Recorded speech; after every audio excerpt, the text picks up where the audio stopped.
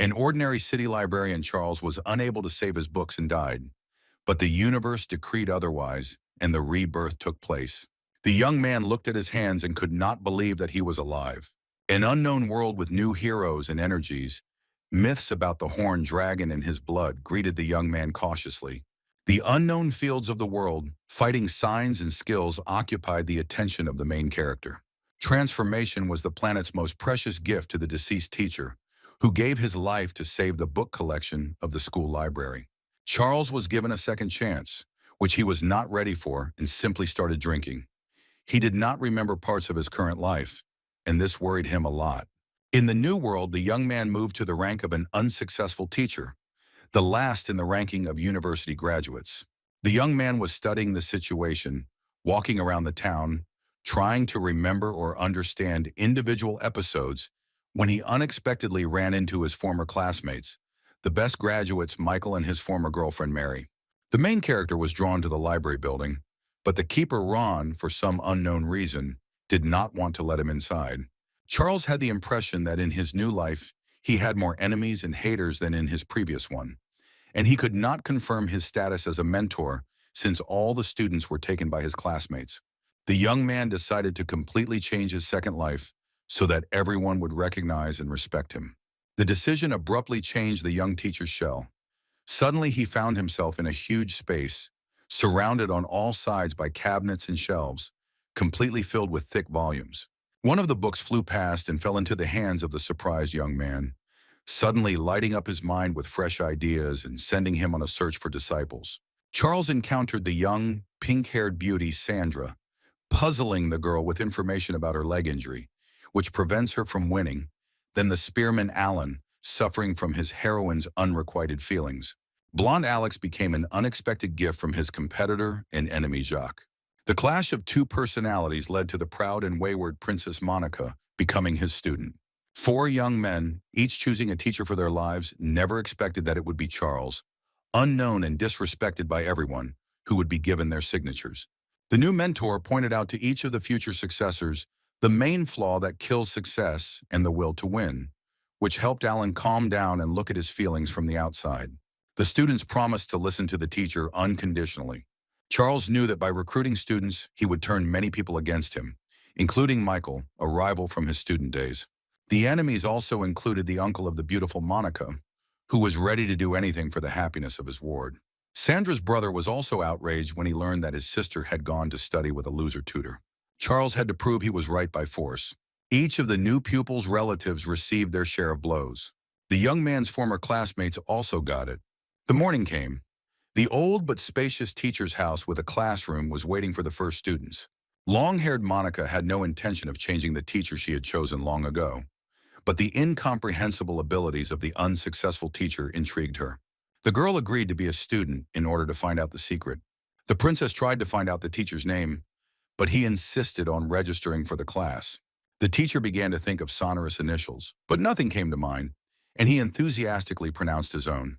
The beauty freed herself from the mentor's grasp and went off to gather information. Monica didn't learn anything new and was upset, and the young teacher tormented himself with thoughts about where else he could find students. The classroom was completely unkempt and empty.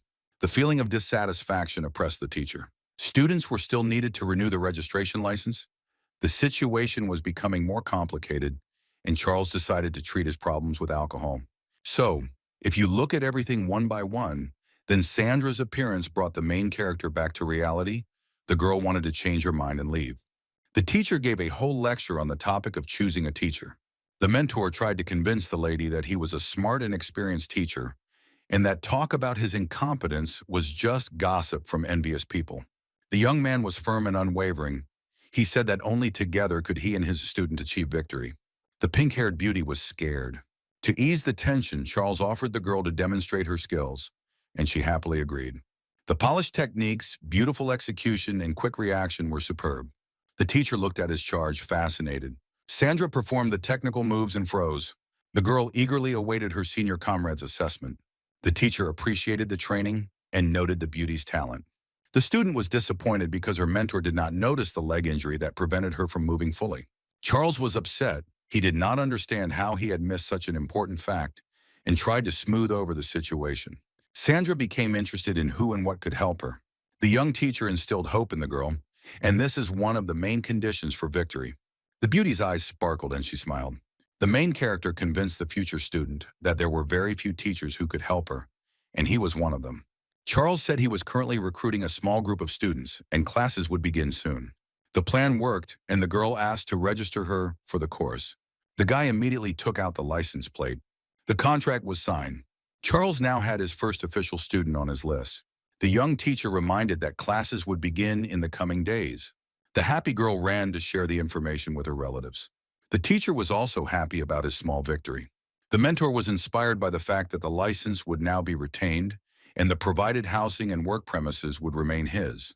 Charles made plans to fully engage in the learning process so that he would not be ashamed of his teacher. A whirlpool of air caught the young man, tearing him away from his serious thoughts. The next second, the teacher was sitting at the huge gates of the library. It was the very library of the heavenly path that the guy had been constantly dreaming about lately. Fascinated and drawn him to it. An innumerable number of book volumes surrounded the former librarian. Charles decided to take the brochure. The young man walked over to the nearest shelf with 100 bright, thick volumes and reached for the tome. A hand suddenly passed through a row of books. The luxurious floating library was missing the most important thing: books. Returning to reality, the young man walked home and wondered if there could be any use for a heavenly repository of non-existent tomes. The new information tired Charles and he went to have a snack. It was not possible to reach the canteen calmly. Another former classmate, now a teacher with a high rating, Jacques, was on his way to the meeting. The colleague and a group of his newly recruited students greeted the loser with laughter and mockery. A classmate told the younger generation about his friend's 0 rating and had a great time. The students were surprised by the teacher's low grade on the final exam. Charles gave a verbal rebuff and advised his colleague not to brag. Jacques was furious. He did not expect such pressure in front of his charges. The squabble between the young teachers took place in a circle of new students who listened attentively to the words of the older generation. Suddenly, a loud voice rang out in defense of the unsuccessful teacher. Sandra walked into the crowd, followed by her elderly relative, who was barely keeping up with her. The man tried to persuade the girl to change her mentor and refused to study in the loser's class. Jacques took advantage of the situation, laughing that the girl was going to leave her master before she even started studying. Charles intervened in a dispute between a young student and a relative, asking whether her desire to leave the class was correct. Sandra didn't want to offend the new teacher and didn't know what to answer. The young man decided to blackmail, explaining to his relative that if he refused to study, none of the teachers would want to take the girl. The main character was afraid of missing his only chance and tried to persuade the couple to change their minds. The malicious Jacques intervened in the conversation, declaring that he would be happy to take the girl to study with him. The young men had a quarrel and decided to hold an open competition among themselves to attract students. Jacques was confident in his abilities. Charles had no choice but to agree, so as not to lose his only ward. Students and teachers gathered in the schoolyard to watch the rare spectacle. According to the university rules, teachers had to exchange students, and after the test show them the shortest path to progress. A little nervously, Sandra was the first to show her skills. The girl's blow was powerful enough to show the strength examiner on the screen, but the execution was lacking. Jacques assessed the student's strength and endurance and suggested the presence of an old leg injury, which was preventing her from improving her results. Charles was shocked. He did not understand how his opponent had easily completed the task. Having secluded himself with the pink-haired beauty, the new teacher gave her some tactical advice. The students watched in amazement as the girl's strike results doubled. A blonde guy named Alex, Jacques' student, was approaching the former librarian. The young mentor stopped the competition. He was trying to stall for time. The opponent and his protege stood in bewilderment. Charles decided to clarify his benefit from this dispute, since the option of reward in case of his victory had not been discussed in advance. The enemy stood in bewilderment and confusion. He did not even consider the thought of losing. Confident Jacques easily agreed to hand over his student, who tried to resist. The answer satisfied Charles and the competition continued.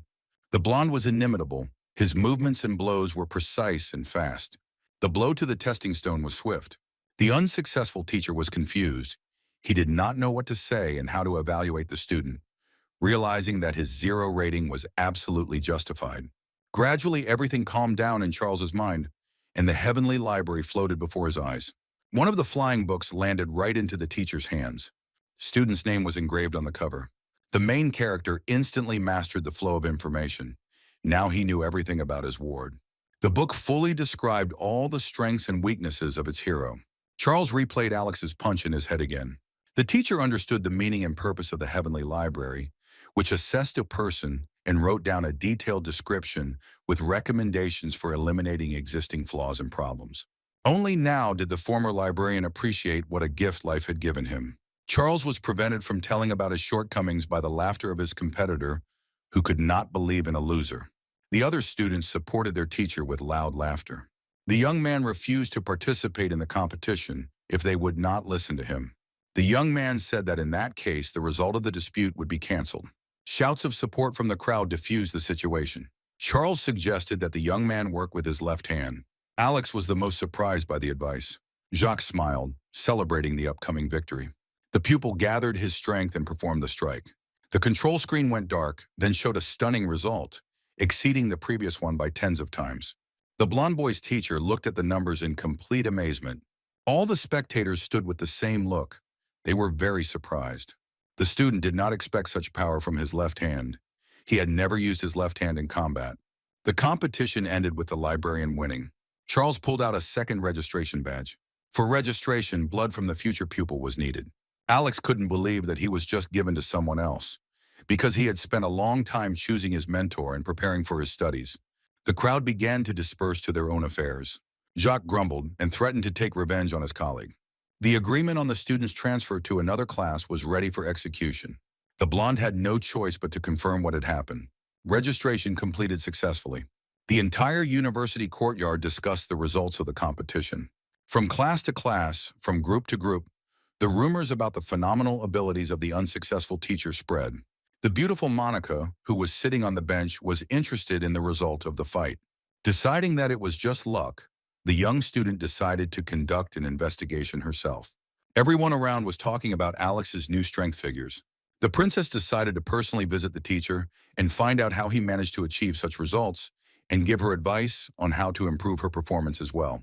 Charles enjoyed the opening of the school and did not expect any guests. Monica behaved irritably and impudently from the doorway, which the librarian did not like at all. The teacher refused to listen to the girl and give recommendations. The mentor immediately didn't like the beauty's rudeness. The refusal infuriated the girl even more. In exchange for information, Charles offered a place in his class, causing Monica to think. Two friends who overheard the entire conversation from the street were extremely surprised. The girls raced to tell Monica's relatives that she was planning to change teachers. The librarian pretended that he wasn't going to persuade the beauty if she didn't want to enroll in his class. The princess was completely blazing with rage at the behavior of the new teacher, but she didn't show it. The clash of the two elements continued. Charles continued to test the girl's patience. He offered to completely clean the school premises in exchange for registration. Monica had no choice but to agree. The mentor quietly celebrated his victory over the seething character of his new pupil. The girl took on the difficult task, as there was a lot of dust and dirt everywhere. A fire was boiling in the beauty's soul, and she promised to take revenge on the teacher. After a few hours, everything in the house was sparkling. Everything was clean and tidy. Charles was pleased and offered to sign the registration. The girl already dreamed of quickly becoming strong and destroying the self-confident teacher. The mentor invited Monica to show her skills. The girl happily responded to the request. The young man carefully studied the tactics of his new ward. The flow of the heavenly path has captured its master again. Charles stood in the middle of the library room and waited. The book with Monica's name was ready. The brochure described positive and negative traits, fighting style, and mistakes. The mentor studied the volume from beginning to end. Finally, the teacher came across the necessary information, revealing the girl's characteristics. While awaiting sentencing, the princess practiced her punches on the screen. The teacher praised the girl, saying that her strength was worthy of a lord's daughter. Monica asked to point out her shortcomings, hiding behind her back a crystal that records information. The girl hoped to use the magical recording against the teacher. The teacher's answer was stunning. The beauty couldn't believe it. According to the librarian, the lord's daughter was ill, which she categorically denied. The conversation dragged on, everyone insisting on their own. Monica insisted that she was perfectly fine. Charles reminded the student of the pain points that must often bother her. The teacher kept silent about the girl's less than angelic character and constant irritability. What was said shocked the student. Her teacher turned out to be right. The mentor was jubilant. He managed to tame Monica's tough temper. The pupil became thoughtful and asked if there was a solution to her problem. The teacher's experience grew in the girl's eyes instantly. She began to believe everything that was said and promised to come to classes. During the lessons, the mentor promised to teach her how to cope with her shortcomings. The information received was not for wide distribution, and the librarian reminded about the recording of the conversation. Monica was surprised by the teacher's knowledge. She did not want to reveal her secret and broke the crystal. The girl began to trust her mentor more and more. The teacher went to training, reminding the student once again about attending classes. Suddenly, an angry man appeared in the distance. It turned out to be Monica's uncle, who was extremely unhappy with the change of teacher and was eager to sort things out. The beauty was surprised by the sudden appearance of her relative and his mood. The uncle tried to convince the young man to exclude the girl from the list, threatening to get the teacher fired. Monica's words discouraged him. She admitted that she had chosen the new teacher herself. The Lord's daughter insisted on her choice. The family quarrel was escalating. No one wanted to give in. The girl's relative was furious. The man did not calm down. He ordered his ward to be released and threatened to kill the teacher. Monica tried her best to calm her angry uncle. The girl took her relative by the hand and led him home. She had already begun to fear for her mentor, knowing the character of her relatives. The young man didn't understand anything. He was simply recruiting students. Where did such hatred from those around him come from? At this time, two of the teenager's friends were walking past the fence of Charles's school, talking loudly. The guy with the spear was clearly upset. He was denied enrollment in a class and had to wait for the next intake. The interlocutor tried to calm him down. The boys perked up when they saw the school sign. The friends looked into the yard and went into the classroom. The furnishings seemed very old to them. There was a teacher sitting at a large table at the end of the room. A friend asked to admit a boy to school on behalf of his shy, gun-toting comrade. Charles was very happy, and the young man had no choice. The other mentors had already completed the recruitment of students. The guy with the spear was named Alan, and he really looked upset. The teacher asked the young man to show his skills, and the boy hit the examiner's screen with all his might. After demonstrating the techniques, Alan waited for his mentor's recommendations. The boy was surprised that the teacher was thoughtful. It seemed as if he was not watching his actions at all. The spearman became even more upset. He thought that no one needed him, and the year was wasted. Suddenly, the silence was broken by the teacher's voice, revealing the secret of the young man's condition. Alan was surprised. He hid his personal problem from everyone. Even his best friend didn't know about it. The librarian said that he needed to think more about the future and not live in the present day, which the boy was stuck in.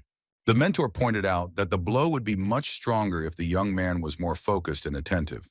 The fact that Alan was in love was revealed, and the unrequited feeling was the cause of his depression. Charles said that emotional state plays a key role in life and influences success. The instructions were short but very useful for both friends. The teacher explained that almost everything in life depends on the young man himself, and only he can change the situation. The teacher reminded the boy of the phrase of the mentor of all times from the Book of Wisdom, instilling confidence in him. The young man's consciousness cleared and he began to think. Now Charles only had to look at the results of the recommendations, and he directed Alan to the screen to consolidate the success. The boy was mentally prepared for a new challenge. The force of the blow was impressive, and both boys were completely confused. The boys did not expect such a result. The friend couldn't believe his eyes. Alan improved his performance more than twice. The young man thanked the mentor for the recommendation and asked to enroll in his class. The partner was secretly worried that he himself had not gotten into the school. The teacher's name confused the boys. They had already heard about his rating at the university. The laughing mentor confirmed their terrible guess. The boys didn't know what to do. They didn't understand how a person with such low grades could be so wise. Charles told them the reason for his achievements, explaining that the heavenly library was guiding him on the right path. In gratitude for this advice, Alan signed up for the classes and promised to come to school in the morning. The friends went home to share their news. The main character was jubilant. He already had 4 students. The registration tokens ran out, and the young man went to the administrative building for additional signs. The teacher wondered why he only got 4 cards. Apparently, those around him did not expect great results from him. The librarian was approached by his first teacher, who currently held the position of head of the logistics department and responsible registrar of the institution. The man was accompanied by Charles's former classmates. The sight of the approaching company did not please the young man. They had humiliated him back in school, and judging by their mood, they were ready to continue their old entertainment. The protagonist tried to calmly explain the reason for his appearance in the administrative building, asking for new tokens. The information about the recruitment of 4 students made those around him laugh a lot. No one believed Charles's words. The young man suggested checking the database and making sure he was right. The former student and the head of the department argued over who would be right. Charles suggested that the loser receive 3 slaps as punishment.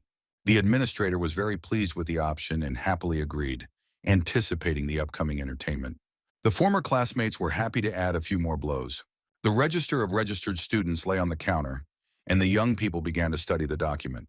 With each page turned, the boy's surprise grew. In the young mentor's registration book, there really were 4 students. The first teacher personally rechecked the notes and turned purple with indignation. As he read the students' details, the chief registrar's complexion grew darker and darker, the names impressing with their high status. The head of the department did not believe that the children themselves came to the loser's school. He accused his former student of deception.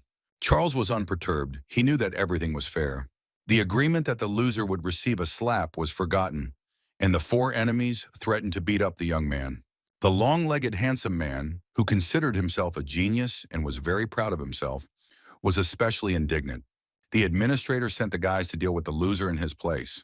It didn't take more than a few seconds before one was already lying on the floor in a pool of blood.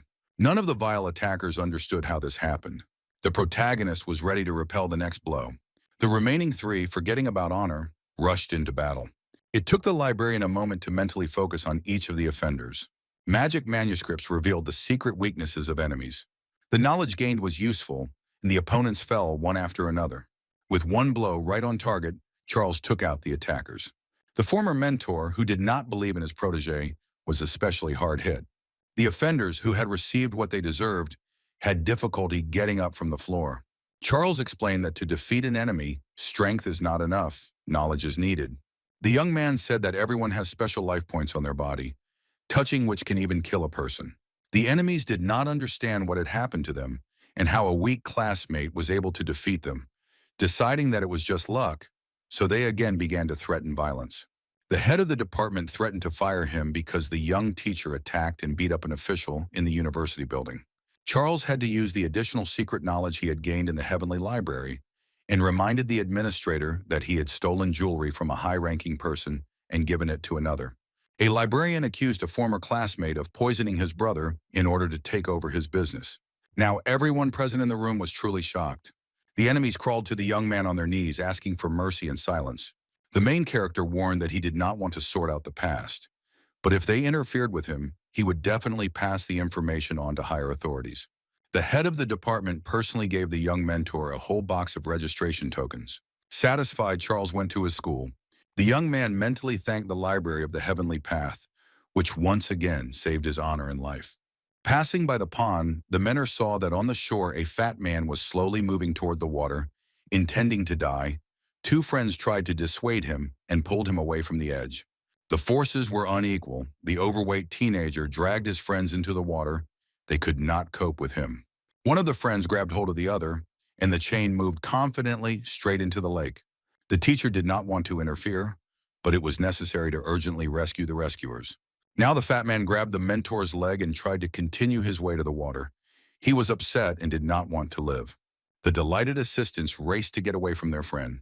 Charles inquired about the reason for the boy's inappropriate behavior and learned that he had attended 10 schools and all the teachers had refused to register the boy. A conversation with an unknown mentor distracted the poor fellow from his stupid thoughts. The teacher suggested showing his skills and abilities. John, as the fat man was called, happily agreed. The guy's special feature was his stamina and endurance. He did not feel pain and had great strength, so he could boldly break bricks on his head and body. Charles froze again, the familiar carousel of movements already beginning to spin in his head. "Hello, library," thought the teacher, and began to wait for the treasured volume. The information from the book surprised the master. The young teacher learned that on the planet everyone is born in a certain state. There are several classes of fighters and blood characteristics. The strength, skills, and abilities of the hero depend on this. Every fighter is born with certain skills. The magic crystal fighter is cold and calm as ice. The firefighter possesses the power of his element, is strong and fearless. The chi fighter is universal and has enormous energy, making them virtually invincible. In addition to the fighter's status, the fluid that flows through a person's vessels plays a big role. The blood can be ancient or new. This is one level. Of particular importance are hereditary and variable blood. This is the next step. The most powerful, invincible, and weapon-resistant blood type is a special ancient blood group called the Horned Dragon Blood, one of the best in terms of protection, and it was this blood that flowed through John's body. The teacher's eyes were shining with joy. Such a student is definitely needed on the team. The teacher suggested that the boy enroll in classes at the school. John couldn't believe his luck. It was necessary to draw up an agreement for registering a new student. The young man did not believe that he would study too. Charles's conversation with the student was interrupted by a phrase from a former classmate, now a successful teacher Michael, walking along the alley along the shore with a young teacher Mary, a former girlfriend of the librarian, and calling the couple standing there a dump with garbage. The girl looked closely at her old acquaintance. Charles and John were offended by this comparison.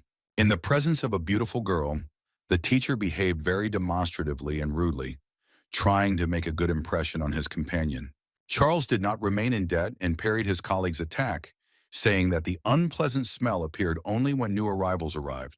Michael was angry. He did not expect such a rebuff from a loser, and his companion appreciated the successful joke of her friend. The fight did not take place. The opponents resorted to verbal altercation. John heard a lot of unpleasant things about himself, although he had done nothing bad to Michael, and learned that he had ended up in the class of the most unlucky teacher. Charles was protective of his new student and his status. The arrogant teacher suggested that the girl quickly leave the interlocutors so as not to ruin her reputation, which the lady did not like at all. Mary approached her former friend, smiled, and tried to support him, saying that she believed in his success. He just needed to not give up and work constantly. The young man thanked him for the advice and said that his new student was simply underestimated. In fact, he was a real fighter. Michael tried to object, but the young teacher wanted to continue the walk without her annoying companion, which greatly upset him. Left without a witness, both mentors began to sort things out. John took advantage of the situation and tried to escape from the loser teacher before he could register. The escape failed. Charles reminded the teenager where the school was and that classes would start the next day. The mentor has completed the process of registering a new student.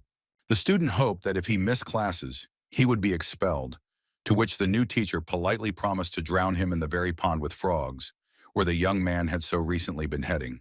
Only in the evening did the main character get home.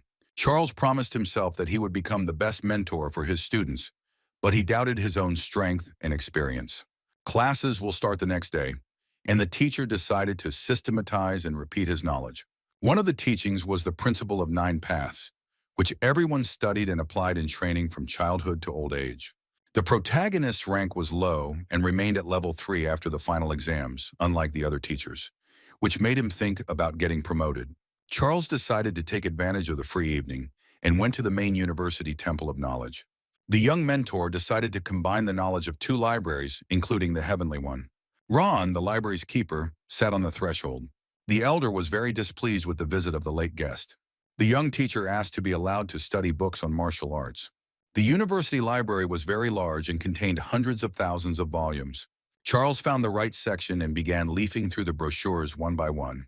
The heavenly repository appeared in his head again. The new tome revealed a huge number of shortcomings of the most important combat skill. The young man was puzzled. The teacher looked through ancient manuscripts and modern theories. Charles tried to find a system that would help him correct the shortcomings of the teachings and help him choose the best. The bookshelves stood in dense, endless rows. The librarian could read an entire volume with one glance, identifying the most important points. The mountains of studied material grew with every minute. Time flew by unnoticed. The tired but pleased with himself young man left the building. The keeper was dissatisfied and surprised. He did not understand what the young man was doing in the library for so long, if he only moved books and did not make any notes. It was deep night when the teacher reached his workplace. The teacher tried to understand how the heavenly path could be used to change the system and fix the problems. The mentor was again transported to the ghostly book depository. The volumes studied by the young man flew in a circle, creating a single carousel. A large brochure fell into the boy's hands. Charles was amazed. All the information received that evening was systematized in a certain order. indicating shortcomings and describing recommendations for improvement. The book was a completely new teaching, previously unknown to anyone. The young man decided to call the new style the Heavenly Path, and this name immediately appeared on the cover.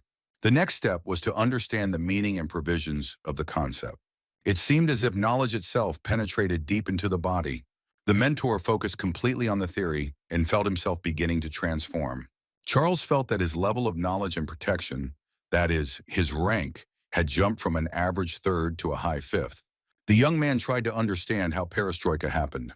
The young teacher realized that all the books he had studied in the evening, which were part of the generally accepted system, were concentrated into one, combining the best and correcting the shortcomings. The rules of life were such that in the existing teaching there were 3 levels of chi energy, each including 5 levels and 4 sub-levels. Charles realized that he had reached the highest level. It was necessary to check his guesses, and the teacher went to the power screen. The examination stone was ready to take the test. Gathering his energy, the young man made a throw. The force of the blow was extremely powerful. Not believing the result, the librarian doubted the equipment was working properly. Charles was a little scared by his new possibilities. The young man stood near the screen and noticed a shadow flashing in the darkness. The teacher went around the corner of his house and hid. The masked stranger held a dagger in his hands and crept up to the entrance of the building. Hearing sounds behind him, the man looked back. Charles realized that he had been noticed and that the fighter had come to sort things out with the owner of the house. That is, with him, and decided to play along, also calling himself the enemy of the owner. The stranger was full of anger and promised to deal with the stubborn teacher. The stranger suggested that the guy join forces and attack together, casually mentioning his name. The volume from the Heavenly Library was immediately nearby. The young man learned the enemy's rank and defense level, his weaknesses, and was determined to defeat the uninvited night guest. The men approached the gate. Charles distracted the militant's attention with a loud shout. Taking advantage of the confusion, the young teacher attacked his enemy. The stranger, not expecting the blow, fell and received a series of blows from which he was unable to defend himself. The librarian won easily because he knew the enemy's weaknesses. A few more fighting moves and the stranger finally gave up, his strength leaving him. Charles devised a plan to divert suspicion from himself. The young man casually mentioned the name of his ex-girlfriend, hinting to his opponent about his involvement with his classmates and successful young teachers, saying that he would deal with his offender himself without outside help. The stranger, who turned out to be Monica's uncle and came to take revenge on the teacher, realized that he could have been beaten by the young mentor's enemy, Michael, whom he had seen during the day, irritably talking, surrounded by Mary and Charles. Morning came, and the school hospitably opened its doors to its first students. 4 teenagers were sitting at the student tables. Only Monica was missing. The teacher began the lesson by studying the style of each student. Sandra was chosen first, as it was with her that the recruitment of teenagers into the class began. The girl was upset that she ended up with a loser and planned to change her teacher. The teacher retired with his student to the training room. The pink-haired beauty showed her main attack. The mentor's conclusion was short and impressive. The teacher explained that during an old battle, the enemy was able to hit the girl's power point, damaging the energy and blood pathway to one leg, which is related to her condition. Sandra confessed that no doctor could solve her problem. Everyone was inclined to believe that the limb would remain damaged forever. The young teacher promised to correct the situation and help restore the lost strength. The girl, who was about to leave her teacher, realized that she had hope for healing and faith in her mentor. The teacher began the healing process immediately using acupuncture. Sharp needles filled with the teacher's energy flew straight at Sandra. The student's entire body was covered with prickly objects. Charles continued to send streams of power to his ward. The girl absorbed the purest energy and wondered where a teacher with a 0 rating could get it from, unless it was just a fabrication of those around her. The beauty felt that the strength in her leg had been restored, and she became completely different. The student did not believe what was happening and thanked her mentor. Sandra was happy to continue her studies with her savior. While the teacher was busy, a conflict was brewing in the class. Left alone, the students decided to protest and collectively leave the hapless teacher. The sight of a smiling, happy classmate emerging from the next room was impressive. The young men doubted their decision. Suddenly, Monica appeared at the threshold of the classroom with her Uncle William, whose entire face was bandaged. The man was going to be present at the classes and keep an eye on his ward and the learning process. Charles disagreed and asked the intruder to leave the classroom. Rage and anger boiled in the gaze and behavior of the young lady's bodyguard. Monica managed to throw her relative out the door so she could continue her studies. Alex was the next to go into the training room with the teacher. From the very beginning, the mentor stated that the blonde could not achieve high results because he was independently studying one of the techniques, which took away his main energy and caused irreparable damage to his body. The teenager was surprised by the teacher's knowledge and insight. None of the other teachers, including the most famous ones, noticed this. The librarian described in detail all the young man's mistakes. As a result of the existing shortcomings in the process of self-education, the boy developed health problems that could not be treated. Charles addressed each problem and explained the ways to resolve it, indicating that only through this would healing occur. Inspired by new knowledge, the student was ready to continue his studies and listen to his mentor without question. The teacher promised to help me overcome my shortcomings and master new techniques. Another delighted student was on the librarian's team. The two remaining guys looked hopefully at Alex as he left the hall. The first phrases shocked the young men. The blonde had no intention of leaving school and staunchly defended the teacher. Monica was third on the list of students tested. Charles revealed to the girl the secret of birth and possession of great life energy, promising to choose her an individual style, taking into account her inner strength and to cope with the existing disease. Having thanked the teacher, the beauty went to class. John quickly took the mentor's side after listening to his recommendations. He had already managed to study the literature given by the teacher and did not know how to thank fate for meeting him. The fighting spirit of the young spearman was also broken instantly, as soon as the conversation turned to Alan's abilities and the possibility of changing his relationship with the stranger. All the students were eager to learn new knowledge and skills, and Charles continued the lesson. An unexpected kick knocked down the classroom door. The pupils looked around to see what had happened. A tall, stately young man stood on the threshold, looking aggressive. It turned out that it was Sandra's older brother, a fourth-rank fighter. The teacher asked the imposter not to interfere with the lessons and to leave the school. The warrior was ready for a mortal fight and was not going to retreat. He came to take his sister and punish the young mentor for registering a girl in his school.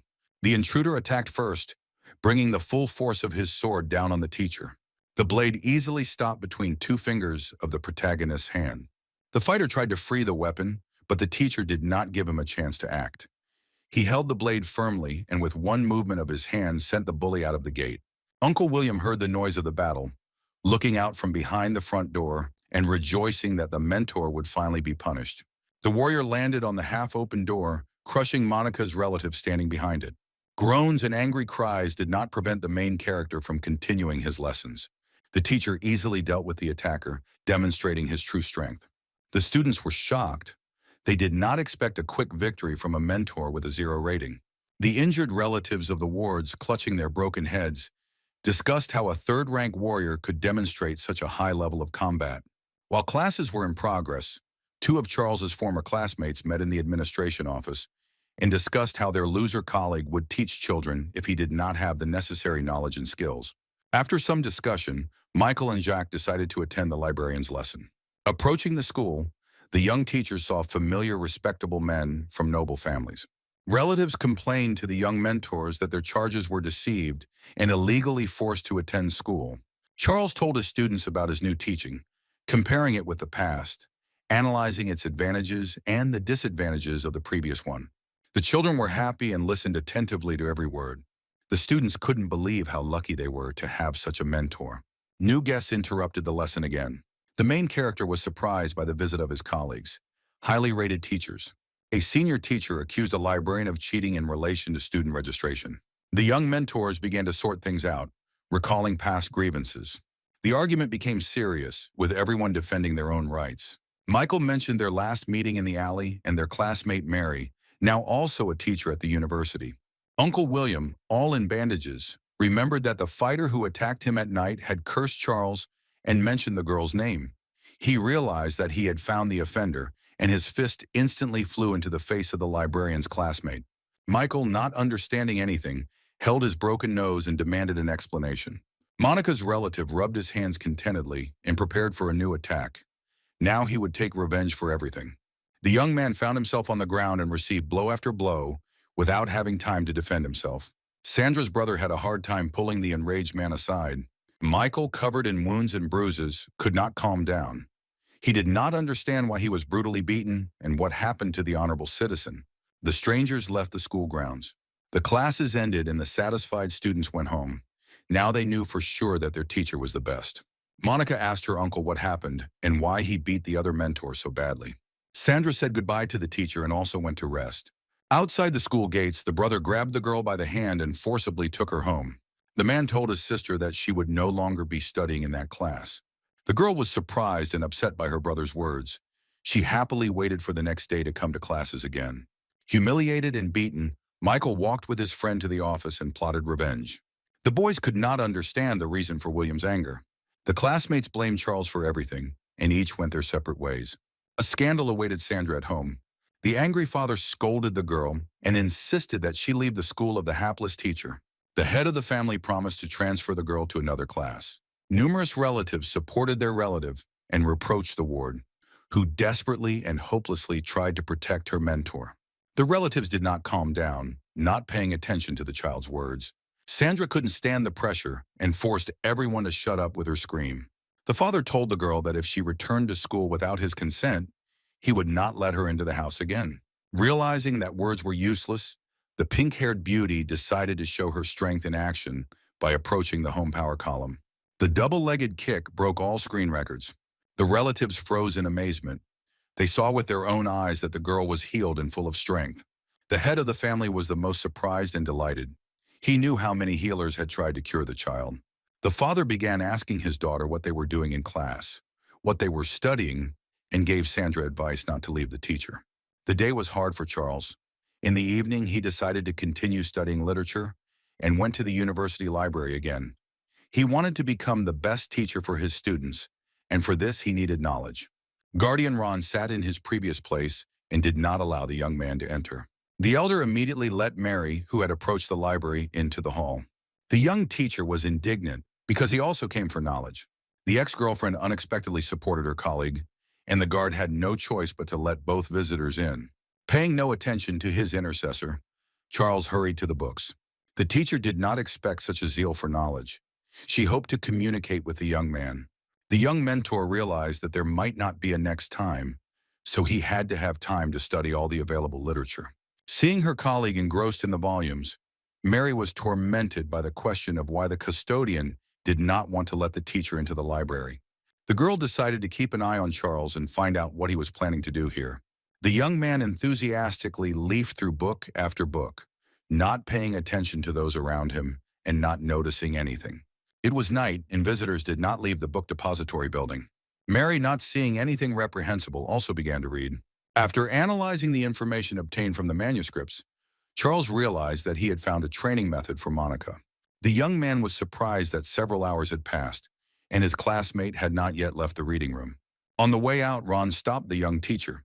He didn't like the fact that Charles was just moving books around without delving into the essence and without taking notes. He didn't know that it took the young man just a few seconds to master the material. The elder was indignant, accusing the boy of laziness. The main character said goodbye and said that he would not return since he had mastered all the literature available there. Mary, who came out after him, stopped the teacher. The girl wanted to test her colleague, who had not paid attention to her the whole evening, and asked him to explain an ancient recipe, deliberately changing the text. The protagonist pointed out the mistakes made by the teacher and the place where the necessary information could be read. The former classmate was extremely surprised. The answer was correct. Ron, who heard the young people's conversation, also decided to examine the young man. In response to the keeper's question, Charles not only gave a complete answer, but also expressed his own interpretation and drew conclusions. The test was passed with flying colors, and the young teacher breathed a sigh of relief. The custodian, who did not believe the accuracy of the young teacher's answer, went with the girl to the reading room to find the necessary volumes and make sure that the young man was right. The information he found completely shocked the elder. Mary caught up with her colleague and, as compensation for his mistrust, invited him to dinner. Hungry Charles couldn't resist the girl's offer. The classmates walked along the bamboo alleys to the city. Along the way, the main character analyzed what he had read, discovered a new meaning in ancient teachings and techniques, suddenly realizing that his transformation was taking place, and he was mentally moving to the next level of reason. Mary also noticed the change in the young man. There was a beautiful restaurant in the center of the town, and the girl wanted to bring her colleague there. Charles was surprised. He had never been to such places. The couple who came in for dinner were seen by the young man's old enemies sitting at the table. Michael had repeatedly invited the beauty to his favorite establishment. She had always refused, and now she was going to the table with the loser. A plan for revenge began to spin in the heads of his classmates. The happy and satisfied librarian thanked him for the delicious treat and got ready to go home. The restaurant manager, who personally greeted and served all the guests, brought the bill, and the girl was stunned. The price of the dinner was exorbitant. The wine, which they had not ordered, cost a fortune, and the attendant demanded payment immediately. Michael intervened in the conflict, planning to shame the enemy and appease the unapproachable beauty with his noble act. Mary was surprised by the appearance of her colleague. His incorrect words and behavior only offended her. The teacher refused the offered help. As payment, the girl gave the manager a family talisman, which was several times greater than the cost of the ordered food. Michael and Jacques realized that the plan had failed. Charles, who had been standing quietly to the side and not taking part in the conversations, realized that it was time to act, and he could not allow Mary to lose the precious relic. The main character accused the restaurant workers of cheating in the preparation of exquisite dishes and their cheap counterfeiting. The assembled visitors listened with interest to the newly discovered facts. The expensive wine also turned out to be of low quality and poor quality. To prove his words, the young teacher conducted an experiment with fire, substantiating the validity of the accusations. Angry restaurant guests and passers-by attacked the manager, demanding compensation for moral and material damages. Charles's enemies also got into trouble, having started the conflict and suggested that the service staff, supposedly by accident, bring an extra drink to the table. Mary was once again surprised by the young man's knowledge and questioned the negative results of his final test. The young man mentally thanked the heavenly path for its help. The dispute was won, and they got dinner for free. Having said goodbye to his colleague, the main character headed home. The girl caught up with the guy to thank him for saving the family treasure. She could not understand why he did not pay any attention to her. The couple's conversation was interrupted again by an offended Michael. The colleague wanted to take revenge on the offender for ruining the dinner and their relationship with the beauty. Deciding to deal with the loser once and for all, the angry young man called for help from his grandfather's protege and his protector, the heavenly lion, ordering him to kill Charles. Mary, in horror, tried to defend her hero. She reminded him that killing a teacher was a grave sin, but the guy was insane. A huge, ferocious beast ran in the footsteps of the owner's grandson's offender. The girl and her two colleagues remained to watch the events. Michael, with great difficulty, held the teacher back. A few seconds later, instead of a bloody massacre, everyone saw a lion, calmly closing its eyes and lying peacefully at Charles's feet. The owner of the formidable predator could not believe what was happening. The beauty, realizing that she had become the cause of the showdown, no longer expected to see her former friend alive and could not understand how he dealt with the shaggy monster. At this time, the restaurant manager reported to Jack, the owner of the restaurant, about what had happened, trying to blame the people's mistrust and the bankruptcy of the establishment on the young unknown teacher.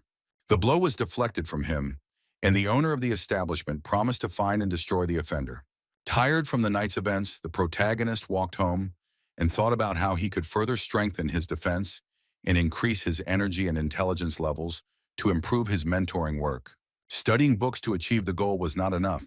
Special amulets and artifacts were required for this. The librarian decided to visit a neighboring town, where there was a large market famous for the presence of the most outlandish things, and he went there early in the morning. The vendor behind the stall promised only the highest quality goods, but Charles had no intention of counterfeiting, having the power of the heavenly path. A set of unusual flowers with roots attracted the attention of the main character. The magic book in my head suggested that this was a rare, expensive item that could come in handy if used correctly. The price was moderate, but the young man completely forgot about money. He had only a few coins with him. The seller categorically refused to lower the price, and the teacher compromised by offering a deal. Charles revealed the merchant's secret illness and promised to instantly cure him of his illness. The young man agreed and fulfilled all the teacher's conditions. In gratitude for his miraculous healing, the merchant gave the goods away for free. At this time, the famous clairvoyant Ho was walking around the bazaar, calling himself an appraiser of things, who supposedly could see the value of goods, offering to buy it from this or that seller, and helping the buyer only out of his kindness. People begged the miracle worker to help them acquire unique items. Charles, passing by, saw that Ho refused money and gifts. He chose 5 lucky people, showed which goods were priceless, and offered to buy them for a significant sum, supposedly much less than its true value. The heavenly volume fell into the hands of the librarian, and it became clear that the clairvoyant was an ordinary swindler who had conspired with the sellers and helped them sell their goods for big money, then dividing the profits. The young teacher did not want to interfere, but the prophet himself chose him as a happy victim. It was useless to refuse. The crowd around was envious and did not understand why he was not happy. The main character was offered the product for an exorbitant price. Despite the public's indignation, he refused, knowing the true cost of the item. The imaginary clairvoyant's persistence angered the young man, and he told people the truth, showing the true price of goods using the example of his latest purchases. Ho was confused and hurried to leave, but the deceived witnesses and customers demanded payment and a refund. The main character walked further down the street. He was looking for a bookstore, hoping for luck. Suddenly, there would be literature on increasing energy levels and moving to the 6th rank. The beauty behind the counter was surprised by the topic. She liked the young man for his culture, intelligence, and inner strength, which she felt when the stranger entered the store. The girl agreed to help, advising him to contact the emperor's teacher himself, who lived in this town and owned a large personal library, and walked the guy to his house, warning him that the master liked to arrange tests and exams. The wise mentor of a high-ranking official lived in a modest building, refusing a place in the palace. The interlocutors did not have time to approach the gates when they were caught up by a young rider on a beautiful white horse. It was Lucas, the youngest son of the head of state. Having dismounted, the handsome man was indignant that his friend Dorothy had brought a stranger to visit the teacher. Opening the door, the servant of the owner of the house recognized the guests and invited them in. The young people entered the spacious waiting room. The great mentor who appeared was glad to see his young acquaintances. A stranger looking at a hand-painted painting attracted the attention of the master, and he offered to analyze the work of art. The main character, with the help of the magic of the heavenly library, saw all the pitfalls of the masterpiece. He cut the outer shell of the canvas, revealing the true appearance of the drawing. Behind the outer shell was a completely different picture. The satisfied teacher continued the examination and showed the next masterpiece depicting a huge predator. Charles pointed out the mistakes in the drawing, which surprised the owner and frightened Dorothy, who regretted bringing the brave young man. The master suggested that the girl introduce the guest, completely embarrassing her, since the young people had not even had time to get acquainted. The emperor's heir was glad that his friend did not even say the young man's name, which meant that they really did not know each other. Charles introduced himself, and the owner of the house with dignity called him young master, setting him as an example to the young men present. The mentor asked the young teacher to conduct classes with new acquaintances more often, improving their knowledge of painting. Charles asked the master to show him the library, which was the purpose of his visit to the respected man. The collection of books was indeed large, but there were practically no brochures on the topic of self-improvement in achieving the high 6th rank. The librarian leafed through volume after volume, studying new material. The heavenly path has concentrated the information it received into one book. It turned out that all internal key energy depends on the strength of the body and the level of development of thinking. Only by jointly developing all these aspects can one achieve high results. A new impulse of energy captured the main character. He realized that a restructuring had taken place, and thanks to new knowledge, he moved to the next level. The master himself noticed the changes in the guest and inquired about the young man's well-being. Lightly touching his shoulder, Charles just turned around, and the owner of the house flew into the corner of the room. The wise mentor realized that the young man had gone through the process of promotion and had not yet adapted to his condition and new strength. In order to determine the protagonist's energy level, the master suggested testing his strength on the examination column and training with Lucas, who holds the 5th rank. The librarian agreed to participate in the fight, but decided to use his new power at half capacity. Even a small effort was enough for the young man to knock out the prince. Lucas refused to continue training due to concerns about his health. Charles didn't understand what level he was on, because he had really changed so much. A prepared force column awaited the subject. The young teacher was ready and hit the screen. The result obtained exceeded all expectations, exceeding the previous one tenfold. The master was glad to meet the outstanding young man and invited him to visit occasionally, having learned that he was from far away. The young man thanked his mentor and said goodbye. Walking down the street, the protagonist thought about his level, guessing that he was between the 5th and 6th ranks. The teacher's thoughts were interrupted by a crowd of men following the young man. The young master recognized the swindler Ho, who was accompanied by several fighters. These were the same sellers who failed to get money by deception. Now the gang was thirsty for revenge. The first to come out to sort things out was the thug, who promised to deal with the whistleblower very quickly. A few seconds later, Charles hit the giant's vital point, leaving him no chance to win. Ho sent his best assistant, who possessed a unique falcon flight technique, to fight. The protagonist was ready for the next attack and easily repelled the blow. As a result of a short battle, only the leader remained out of 5 enemies. Charles's advantage was undeniable. Ho did not escape the fate of his assistants and received his share of punishment. The swindler begged the young man not to kill him, promising a reward for his life. The liar gave the young teacher an emerald ring. The library revealed to its owner the secret of the decoration, given to him by a supposed clairvoyant. The item was a portal to a vault of treasures that Ho had obtained through deception and lies. Charles wanted to finally wean the swindler off his lies, and with a blow to the inner point, he protected people from the destructive abilities of his opponent, at the same time taking away the money hidden under his clothes. Ho realized that he had lost the gift of hypnotic influence on others. While Charles was traveling, improving himself and making new friends, his old enemy came to his grandfather, the director of the university, asking for help. Michael told the owner about the inadequate behavior of his predator, who did not listen to his grandson's order and did not protect him at the right moment. The young man asked a relative with high status for help in eliminating a competitor and driving him out of the city. He reported that his classmate Jacques was ready to write a complaint that his student was being forcibly kept in the school without giving him a choice. The grandson insisted on conducting an inspection of the unsuccessful teacher and his pupil. The grandfather was forced to agree and fulfill the request of his favorite. In the morning, Charles entered the gates of his native school. The young man was thoughtful and was making a plan for his next activities. Despite the early hour, all 5 students were in the classroom, waiting for their teacher. There were sparks in the pupils' eyes. They were glad that their teacher had returned. The first gift went to Monica. The teacher handed the girl a box with a bud and a root, explaining that she needed to prepare a decoction from this flower and take it according to the scheme in order to get rid of the congenital disease. All students received instructions with individual training plans, developed taking into account the skills and characteristics of each.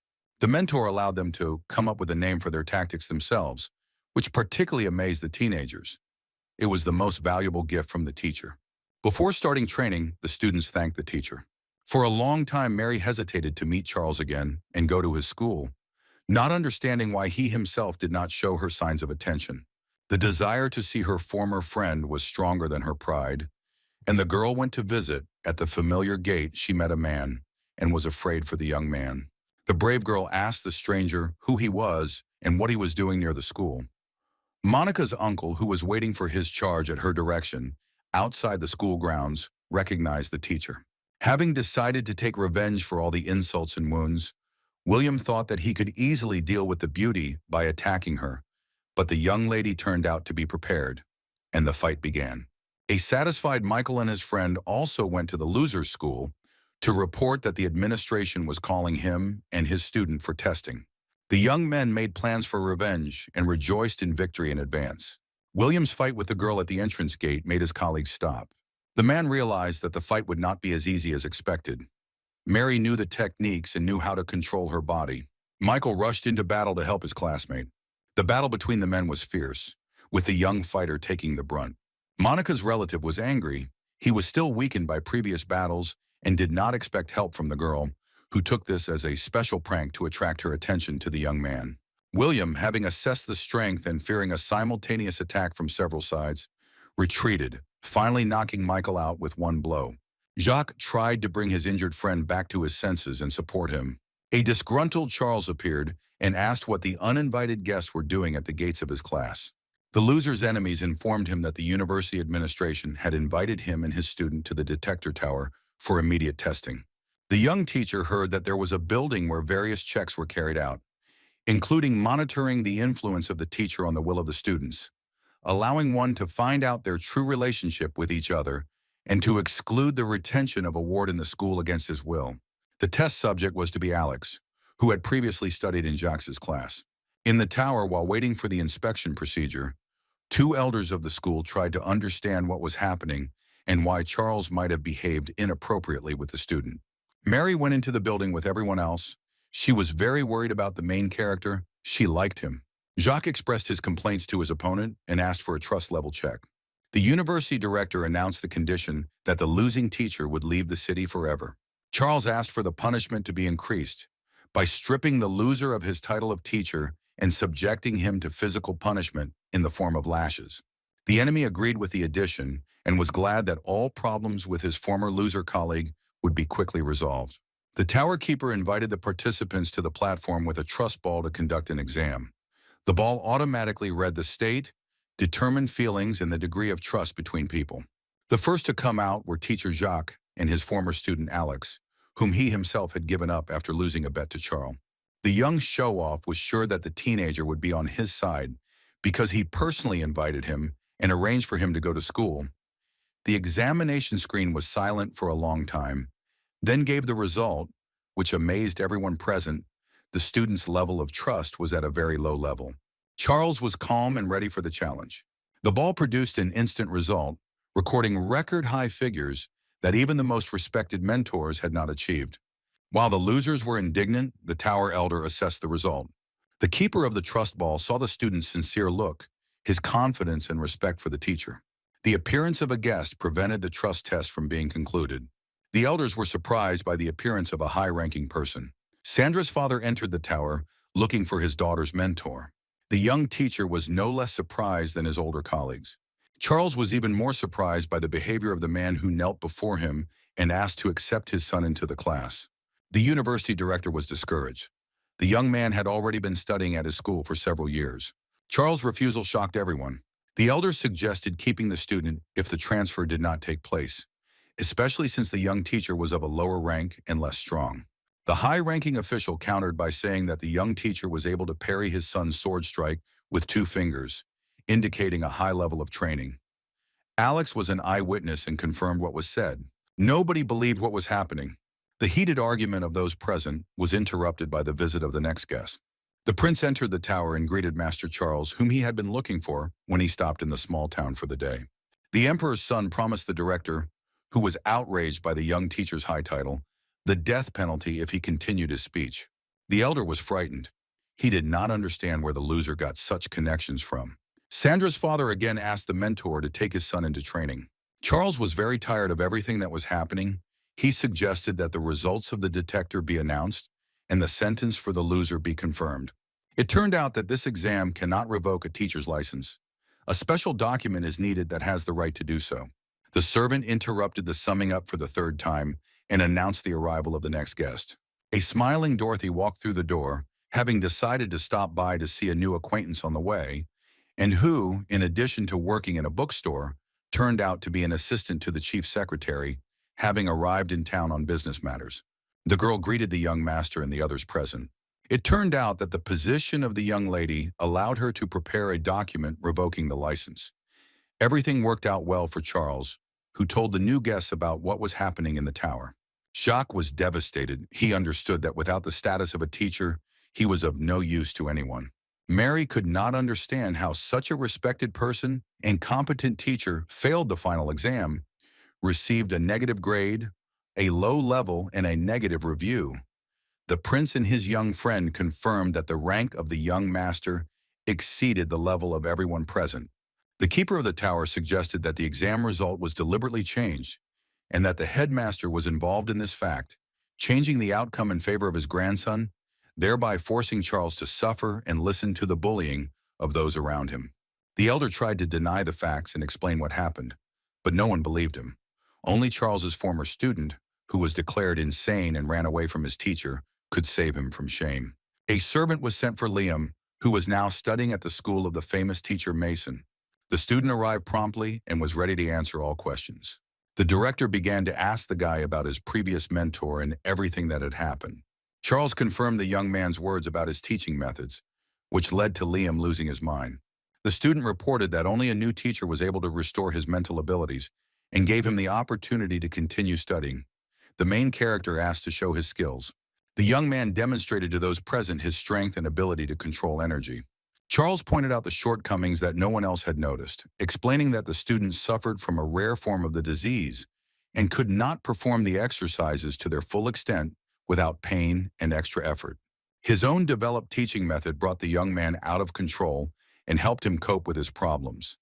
But he was unable to complete his studies because he was afraid of his condition and transferred to another school. The elder did not believe what was said. He had come across similar recommendations in the ancient tome, but he had never seen it. Charles offered Liam to participate in another experiment, which would result in the young fighter rising to the second rank.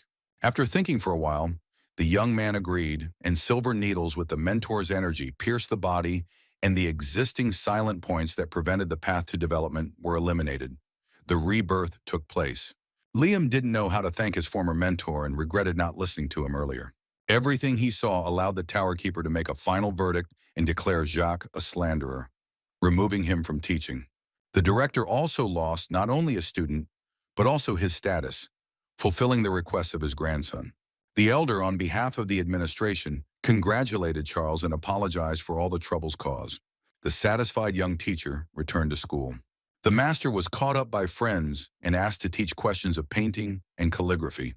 Charles did not know how to explain to them the vision of shortcomings without the heavenly path.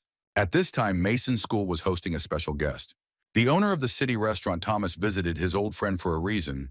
He had a plan for revenge on one young mentor, and he needed help. Friends discussed Charles, each with his own reason for not liking him. Clarification of questions and details of the deal was interrupted by a visit from a primary school student. Daniel was average in strength and knowledge. The young man asked to be let out of school. Liam appeared next, having come from the Trust Tower, where he had been summoned by an administration representative. The student's request surprised the mentor. He also wanted to become a student at the young teacher's school, that is, to return to his old teacher. Having no right to hold on to his pupils, Mason was forced to agree. When the former students left, the teacher invited his best student, Noah. The experienced teacher was very angry. He decided to organize an exam to evaluate teaching activities, the winner of which would get all the students of the losing side, and sent his protege to convey the invitation to the test. It was daytime. The teacher and his ward had not yet returned from the tower. Charles's students were worried about their teacher. Suddenly, the door to the classroom flew into pieces, and an unknown red-haired young man appeared. The guy introduced himself as a student at the best Mason school. Noah asked to pass the invitation to the exam to the loser teacher and advised him to refuse the test, since their teacher had no chance of winning. The indignant students tried to defend the honor of their beloved teacher in battle, but the red-haired man scattered all the inexperienced fighters one by one. Charles and Alex were returning from the tests and managed to catch the enemy. Noah boasted to the young teacher about his successes, who announced his acceptance of the invitation and offered a bet with a large prize for the winner. The protagonist gathered his charges and convinced them to take part in the battle, guaranteeing them an easy victory. The teacher showed 3 basic, simple techniques. The students did not believe that this was possible, but agreed to fight. The result was the complete defeat of the enemy. Each of the 5 students easily dealt with Noah, who did not understand how this could happen, because he had just dealt with them and now owed a large sum to each and to restore the broken door. The pupil, covered in bruises and wounds, came to Mason, who did not expect to see such humiliation of his beloved ward. The wise teacher listened to the detailed story of what had happened.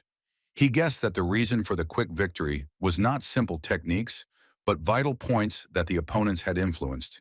He understood that Charles was not so simple and that he needed to prepare for the exam thoroughly. Mason's friend, a teacher from a nearby school, Olivia, visited him to share the news, telling him that the principal had been fired and was under investigation, and that the unsuccessful mentor had emerged victorious in the Trust Tower exam. The head teacher's class was excited. The teacher was determined to win the upcoming exam and asked for help from the students, who of course supported their hero. After class, Alex shared with his friends the events in the administrative building, telling many interesting facts about their mentor, worthy of respect, and his friends, making them once again convinced that they had chosen the right teacher. Charles thought over a plan to win. He was confident in everyone except the fat man, and found a clue in the heavenly library, learning that he needed to activate the dragon blood that was given to the young man at birth. Of the three activation methods, only one was fast and safe, and the protagonist went to the city of pharmacists, not yet knowing whether he would be able to obtain the necessary knowledge and the title of pharmacist, how the process itself would happen, and what John would become, and whether his small team would be able to defeat the famous teacher at the exam and protect their students. The young teacher had no money, and he went to the Pharmacists Guild to look for special literature to help his charges. The assistant pharmacist said that access to book volumes was closed to a simple mentor. Only pharmacists could use special scientific volumes, and Charles had no choice but to study a new profile. Sweet Gloria, who dreams of getting the title of a pharmacist's apprentice and is temporarily working in her uncle's house of knowledge, explained to the stranger that it is necessary to study a huge amount of literature on chemistry, herbs, and technology in order to pass the exam in the specialty. The young teacher was ready to immediately acquire new knowledge, which excited the girl, who had been studying these subjects for several years. Charles was persistent and persuaded the beauty to take him to the owner of the local library. Gloria's uncle was more welcoming and provided his literature to the young man. The owner of the training materials said that the exam for a pharmacist's apprentice includes practical and theoretical questions. The main character enthusiastically began studying new topics that he had not even known about before, and time flew by. Finally, all the volumes were read, a certain scheme was forming in his head, and the young man was ready for the tests. The young man said goodbye to his new acquaintances, who were surprised by the guest's behavior, who enthusiastically and quickly leafed through one book after another. Charles arrived for the exam. 3 candidates for the title of apprentice pharmacist were already sitting at the tables, all waiting for the teachers. At the appointed time, the chief pharmacist appeared with his assistant, who distributed tasks. It was necessary to answer theoretical questions and describe the plant provided in the practical part. There were many questions. The young man set about solving them. He had to solve 100% of the tasks. The Library of the Heavenly Path did not fail. All the new knowledge just put into it was united into one volume. Charles began the exam with great enthusiasm, and his pen could not keep up with his master. Chief Pharmacist William was surprised by the quick response of the unknown young man, who was the first to submit all the written assignments. The high level of preparation and the correctness of the solutions puzzled the examiner. The questions were difficult, and he did not believe that this was possible. The subjects anxiously awaited the results of the test. For those who passed the first stage, the practical part awaited. 3 people passed the theoretical questions, including Charles. It was time to test the young men's knowledge of plants. The main character got a very rare specimen of a medicinal flower, but the heavenly path quickly determined its type and characteristics. The task was completed. Charles was greatly surprised when the examiners reported that he had failed the practical and had not passed the test. The young man insisted on reviewing the results and proved his case. The famous pharmacists were amazed and admitted their defeat. The main character was given a special token and the title of apprentice pharmacist. The leading specialists were surprised that the young man took his status calmly and asked for access to specialized literature available only to pharmacists.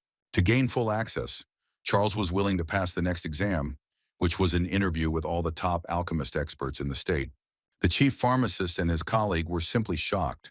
They did not expect such impudence from the young man. It was practically impossible for even experienced specialists to pass this level. The young man convinced his mentors to start preparing for the next exam and went to improve his theoretical knowledge. All the printed materials in the pharmacist's library collection were mastered within a day. The assistant sent by the pharmacist to supervise the young man saw only mountains of books, leafed through at speed in a few minutes. In the evening, tired from new knowledge and impressions, Charles went to the hostel to rest. While the young mentor was learning a new profession to help his students, one of them, proud Monica, was talking to her uncle, who was categorically opposed to her teacher. The patron saw the plan in the hands of his ward and was confused when he learned that it was given to the girl by the young teacher he hated. It was a rare specimen of medicinal herb, the cost of which was very high, even for noble persons. Monica's uncle knew the properties of this plant, but had never seen this miracle before, and even he did not have the money to buy it. The young lady said that the mentor had identified her problems, which were the incorrect distribution of energy, as a result of which her health and fighting ability were deteriorating day by day, and a decoction of a rare plant was supposed to help restore her strength. Having learned the cost, the girl decided, together with her uncle, to immediately thank her teacher, who went to the city of pharmacists for additional knowledge. The inspired relatives immediately headed to the Pharmacists Guild. Upon arrival, Monica learned from a girl in the small library that her mentor was taking an exam to confirm his status as a pharmacist's apprentice. The princess's uncle was surprised. He understood how much a specialist in pharmaceuticals must know and be able to do. Gloria told her guests that Charles had prepared quickly and was determined to succeed, which she doubted as the exam was extremely difficult. Two young men who came out of the testing hall disproved all doubts and confirmed that their competitor had successfully passed the theory and practice. Monica asked if her teacher would be free soon. Gloria was extremely surprised to learn that the young man was a martial arts teacher and had his own class. The young men who failed the exam said that Charles had agreed to an interview with the country's oldest and most famous alchemist. The beauty was amazed that her mentor, whom no one appreciated, was ready to do anything to help his students. The girls were very excited, realizing that the upcoming test would be extremely difficult. One of the examinees said that the interview itself with celebrities is very tricky, and in case of failure or refusal of Charles, he will have to pay a fabulous amount of money as compensation.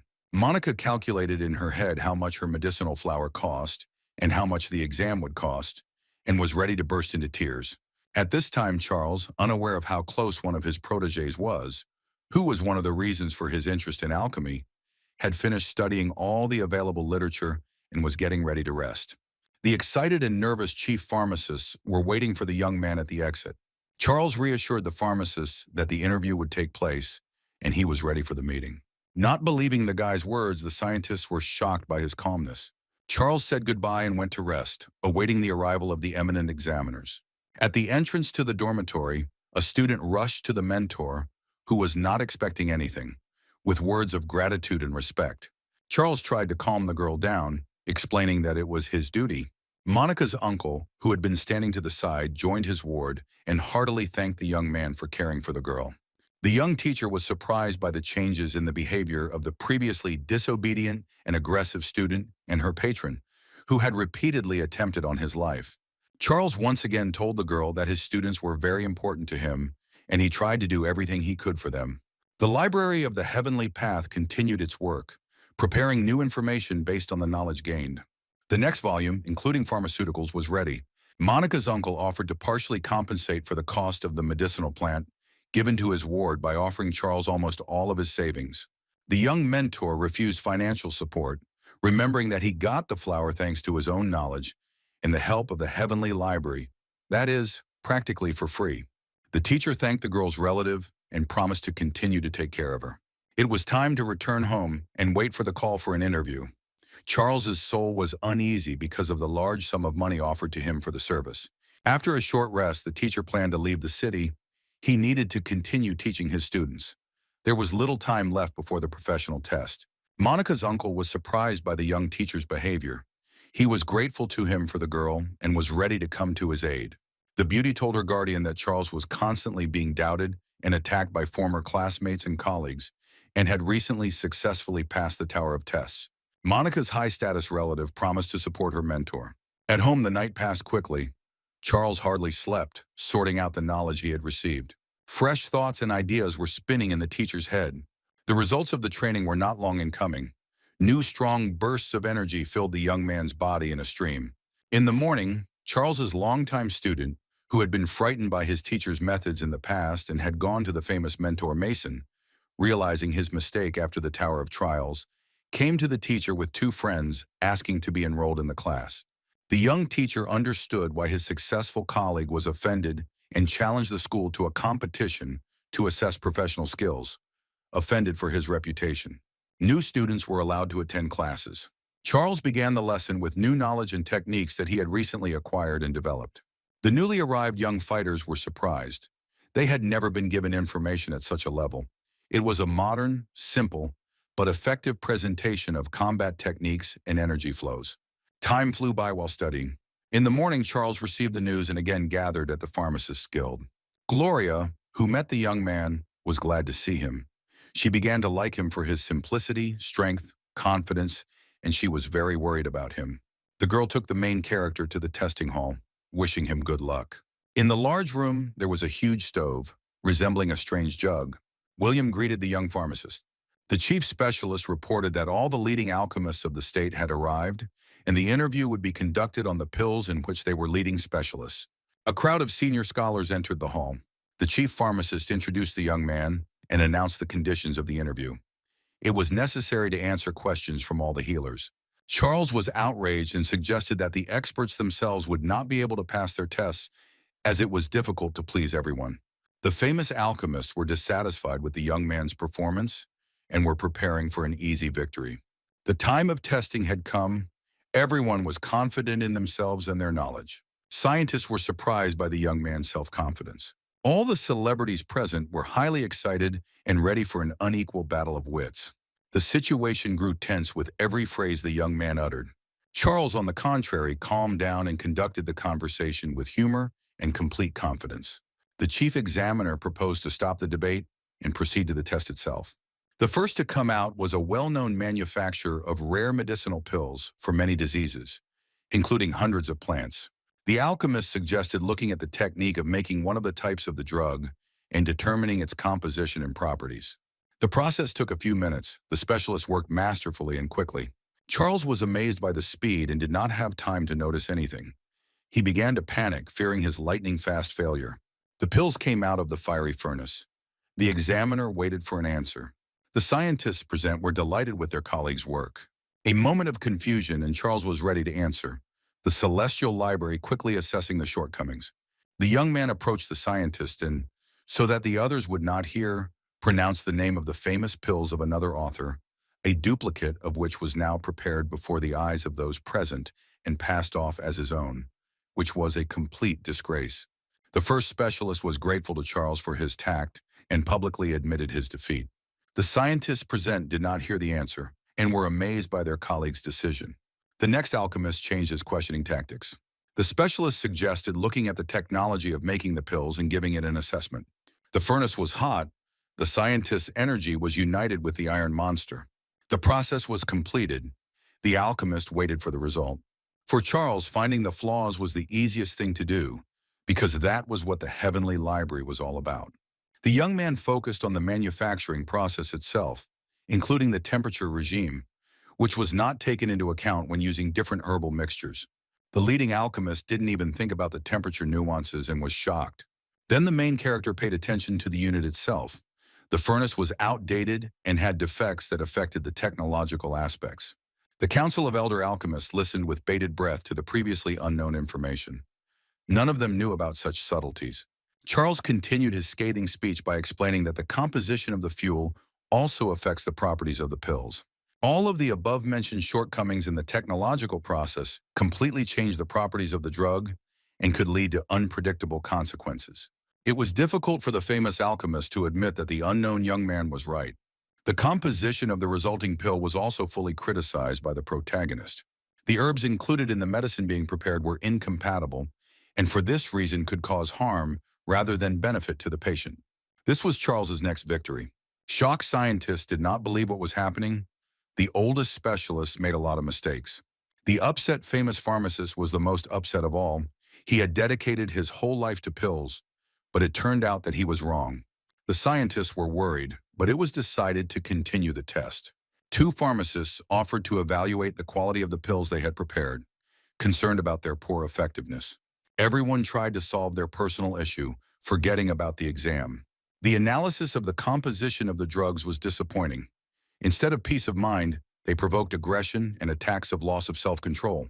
The volume of the heavenly library revealed the weaknesses of each potion. The scientists were amazed by the discoveries and depressed. The Council of Famous Pharmacists was shocked by the young man's knowledge and objective assessment of their work. One of the most ancient alchemists tried to restore the damaged reputation. Charles answered the questions asked with confidence. The protagonist pointed out the examiner's mistake, the influence of his personal attitude and family problems on his work, which negatively affects the properties of the drugs. The honorary badge of the pharmacist alchemist of the first star was a well-deserved reward. The scientists admitted their defeat. Charles was not interested in the high rank. He immediately asked to use the elite professional library, which is what the status of apothecary was for. William took his new friend and colleague to the book depository. The number of volumes impressed even the main character. The young man gathered his strength and began to master the new literature. The ancient manuscripts contained many answers to questions of interest. Charles rushed between the shelves, grabbing more and more books, trying to understand the problems of his students. The young mentor found ways to correct Monica's energy and activate John's ancestral blood, which was worth passing all the exams for. The Library of the Heavenly Path quickly absorbed all the information received, preparing its own unique book. Now Charles knew exactly what his charges needed and went to William. The young man asked the chief pharmacist to buy 3 pills and 2 types of herbs. The specialist's answer shocked the teacher. Delivery times were up to 10 days, and the price was exorbitant even for eminent high-ranking persons. A decision had to be made, and there was no time to think. Charles agreed to William's condition and set about making quick money. The idea came quickly and needed to be implemented. Thus the young mentor Charles became the great Grandmaster Ian, performing miracles of foresight and healing, who came to the neighboring town for a few days. Having studied the situation in advance, the young man found a smart guy, Kevin, who was renting out a decent house to a bankrupt gentleman. Having appreciated the dexterity of the young realtor, the main character went to look at the premises.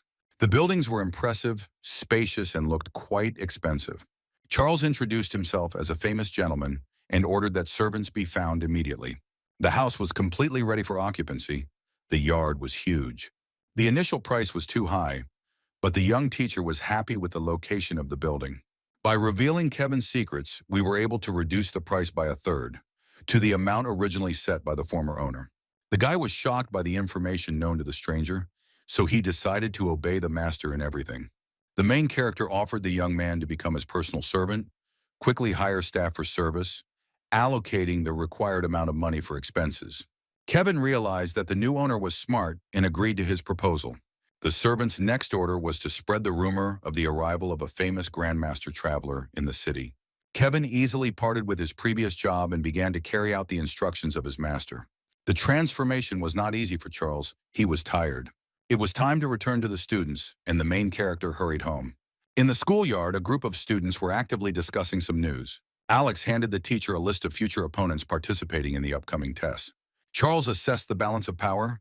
Mason foresaw all the weaknesses of his charges and wisely selected an opponent for each. The forces turned out to be unequal. The teacher was determined to earn money and save the honor of his school by going to the neighboring town again. Grandmaster Yang returned to the house, where his personal guards were already standing at the gate. The courtyard was clean. The maids were greeting their new master. Kevin met the owner and reported the situation. Charles asked which celebrities lived nearby. The master's solution was to take a walk with his servant through the streets of the city. Now Charles knew that a very rich businessman, a friend of the emperor's family, lived nearby, and he headed towards his house. Coming closer, the disguised youth saw that the entrance to the chambers was guarded by 2 stone lions made of expensive jade. The main character stopped at a small street cafe nearby to have a cup of tea. The master suggested that his servant break one of the animals. Kevin didn't believe his master's words and begged him not to send him to his death. Reassured by Jan's words, the boy took the hammer and went to carry out his instructions. Passers-by saw the head of the stone monster fly off and roll along the pavement. The culprit was nearby. The enraged residents attacked the destroyer. The crowd grabbed Kevin and began beating him. The cruel punishment was stopped by the owner of the house with the lions. Kevin explained that the order to cut off the head of the expensive jade monster was given to him by his master. The meeting between the 2 men took place, and the head of the wealthy family, Marcel, demanded an explanation. Grandmaster Yang told the indignant owner how, while passing by, he discovered that the lions were made not of emerald jade, which brings strength and health, but of blood jade, which absorbs the energy of family members. The stones are difficult to distinguish. A mistake was made in the making of the sculptures, which does not affect the owner of the house with a high level of protection, but kills the rest of the members who are unable to protect themselves from the vampire stone, and someone in the house is at risk of death. Charles stood up and said goodbye, offering to think about the situation and return the compensation if the owner of the house did not agree with the destruction of the lion. Marcel could not believe the stranger's words, but his wife was at home, gradually fading away day by day. The rich man tried to ask questions, but Yan and his servant calmly walked away. The master pretended to be offended by the mistrust and did not respond to the appeal. Marcel called an old friend, the appraiser, to inspect the monsters. The friend was amazed because many years ago he himself assessed the sculptures and did not recognize the bloody jade. Only now the fragments revealed the essence of the stone. John returned home with his servant. The master ordered not to let anyone in, intending to rest. After some time, Mr. Marcel and his friend knocked on the gate. The businessman offered Kevin a health potion and money as compensation and asked him to take him to the owner. The servant desperately fought against temptation. The young man refused to accept the gifts and said that his master was not currently accepting them. No amount of persuasion changed Kevin's mind. Only after closing the gates could the servant rest. He was proud of his steadfastness. The boy ran into the house to report to the gentleman about Marcel's arrival. Charles was not surprised. He had calculated all the options in advance. The Grandmaster announced that he was going on vacation and would receive guests in the morning. The next day the gates opened, and Marcel, who had been waiting all night for an invitation, entered the house. The protagonist greeted the guest and explained the delay by saying that the energy of the stone had a destructive effect through transmission from husband to wife. The power had weakened overnight, and contact could be made again. Marcel thanked his savior and went to get his wife. He urgently needed to bring her to examine the sick woman. Kevin was surprised by the gentleman's tactics. As an incentive, Charles offered the boy to increase his energy, which had been stuck at the second level for a long time. By clearing Kevin's meridians and adding his own power, the protagonist increased his level to 3. The servant couldn't believe his luck. The young man thanked his decision to quit his previous job and go to serve his new master and his boss for the life experience. Marcel's carriage pulled up to the house. Charles did not expect this. The businessman's wife was in extremely serious condition. The young woman looked very exhausted and was unconscious. The young mentor looked at the sick woman. The library was silent. Charles decided to take the patient's hand. Her pulse was barely detectable, but the flow of information flowed like a river. The Book of Life spoke of the closure of all meridians and a great loss of energy. John promised Marcel to save his dying wife. The needles with a flow of pure energetic force entered the body and consciousness of the poor woman. Charles did not have time to name the price of the treatment and the number of courses when the patient woke up and began to speak. Together with her husband, she left the healer's house on her own feet, leaving behind an upset Charles. Kevin reassured the gentleman by telling him that the wealthy businessman had left a large sum of money earlier, just after entering the house. The rumor about the miraculous Grandmaster quickly spread throughout the city, and the ancient clan, whose leader was losing health, fighting power, and was very upset, did not remain on the sidelines. The son brought news to his father about a powerful healer. The town was filled with rumors. Everyone was waiting for the arrival of several masters invited by the emperor, but no one expected the appearance of a previously unknown loner. The head of the clan, together with the heir, decided to check the information and personally visit the stranger. Kevin led the guests into the reception hall. The gazes of the two strong personalities met, and they studied each other carefully. The elder doubted the Grandmaster's authenticity and expressed his opinion as he prepared to leave. Charles's words in the person of Ian made the head of the clan suddenly change his mind and respect the owner of the house. The old man threw himself at the feet of the protagonist, begging for help. But it was too late. The master asked to take the guest, who had previously doubted his abilities, outside. Left outside the gate, father and son discussed what had happened. The head of the family insisted on a second meeting. He realized that only this man understood the essence of his problem and would help him cope with it. It was necessary to urgently collect money to appease the gentleman. Charles secretly left the city and went to the Pharmacists Guild, leaving Kevin to spread rumors about a decent fee for Grandmaster Ian's reception. The first part of the order was waiting for the young teacher. The rest was supposed to arrive from afar in a few days. The young man checked the authenticity of the product with the help of an emerald ring, which he had previously received from a skilled hypnotist deceiver, and thanked the pharmacist. William was glad to meet his young colleague and suggested visiting his old friend, who turned out to be a skilled spearmaster, which greatly interested the mentor. He wanted to master additional skills to help Alan in the upcoming competitions. Charles happily agreed, and the new acquaintances went to visit. The famous teacher was very surprised by the young teacher's attempts to quickly learn an unknown technique, because they devote many years to such a matter. The young man asked the master to study his home library on martial arts and the use of sharp weapons. The old friends were peacefully drinking tea in the courtyard, while their young friend was reading literature, when a fiery spear of enormous energy flew out of the house. The owner of the house rushed into the building to figure out who was the source of what happened. Charles stood among the bookshelves, somewhat surprised. The circumstances suggested that it was his submission. The young man asked to show him some practical combat techniques, surprising the master even more. The energy of the fire spear flew ahead of Charles with beastly power, and the teacher was able to extinguish the charge with great difficulty and remain unharmed. Now the young student acted as a teacher and told the old master the secrets of wielding a spear. William's friend insisted on paying for the lesson, and Charles unexpectedly received the money. The mentor was pleased with the visit. The new information could be very useful to Alan. Upon returning to school, the young teacher learned from John that 3 of his students had decided to defend the honor of their teacher and would fight with the wards of his colleague Ray, the prize being capsules of quick health. Monica, Alex, and Alan were preparing for battle. Taking advantage of Charles's absence, his competitor put all his students, more than 40 in number, against the trio.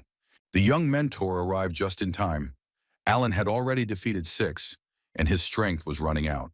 Having suggested replacing all the students with one Ray, before the decisive battle, Charles gave advice to the young spearman, discreetly patting him on the shoulder and injecting him with a charge of energy and newly acquired knowledge. A single blow was needed to win. Alan completed the task. The enemy was defeated with an instant throw of a weapon with a devastating charge of energy. Ray's students couldn't understand how a first-year student could defeat their formidable mentor. The prize was in the hands of Charles's students, but the teacher explained that the medicines won were of invisible harm and destroyed them. The satisfied students celebrated a small victory. It was time to temporarily leave school and transform into Jan again. The main character was ready to receive the head of the clan and invited him and his son into the house. Charles uncovered the secret of an elder who, many years ago, using ancient techniques to enhance his fighting ability, drank the blood of a white wolf. But something was done incorrectly. The leader gradually turned into a werewolf, losing strength. The Grandmaster was ready to correct old mistakes and help restore lost energy. The fiery needles saved the father of the ancient clan from slow death. The miracle worker's next visitor was a local blacksmith, to whom the head recommended a previously unknown specialist. The city's gunsmith complained to Jan about the loss of the ability to make unique combat items, which now completely lacked energy. The blacksmith showed his latest work. The sword was absolutely lifeless. The protagonist examined the weapon, telling its owner that a change in diet would rid him of the problem. The man could not believe the simplicity of the solution and thanked his spiritual savior for a long time. Charles was very tired of his new role, but the money he earned was very much needed to pay for the order. The main character dreamed of the library of the heavenly path. A golden book with empty pages was flying around. The young man realized that in this copy, he would have to fill in the information himself. The next day, the long-awaited event happened. Charles was given access to the closed library collection of the emperor himself. The time spent in the book storage opened up additional meridians and pathways for the flow of pure energy to the protagonist.